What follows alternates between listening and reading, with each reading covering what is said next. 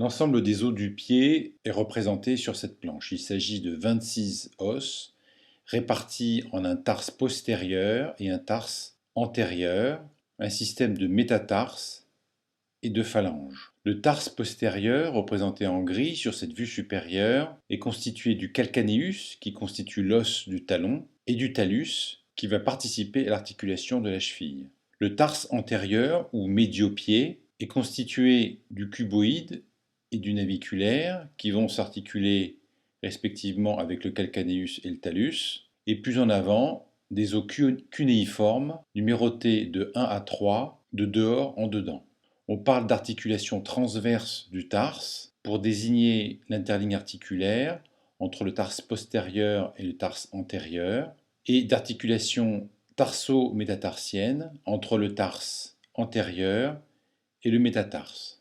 L'articulation subtalaire est visible sur cette vue latérale du pied et se fait entre le talus et le calcaneus. Sont représentés sur ce schéma quelques repères géométriques permettant de dessiner le pied de manière harmonieuse. Toutes ces articulations sont de type synovial, à l'exception de l'articulation cuboïdo-naviculaire qui est une syndesmose.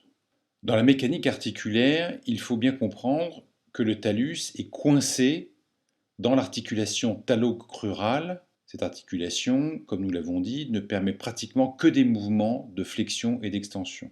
Il est important de comprendre que le reste des articulations du pied vont permettre de le guider dans un plan transversal et un plan frontal, ce qui permet au pied de s'adapter aux irrégularités du sol. On donne l'image d'une mortaise tibio-fibulaire dans lequel se trouve solidement enchâssé et coincé le talus. En dessous du talus, le calcaneus va être mobilisé pour s'adapter aux irrégularités du sol. Grâce à l'articulation subtalaire, on donne alors l'image d'un calcaneus qui est mobilisé comme un bateau agité par la houle, qui tangue et qui vire sous le talus. Les mouvements de l'articulation subtalaire et de l'articulation transverse du tarse sont indissociables et permettent des mouvements complexes d'inversion et d'éversion du pied. Voici une vue postérieure des os du pied, des repères permettant de construire la vue supérieure du pied et les axes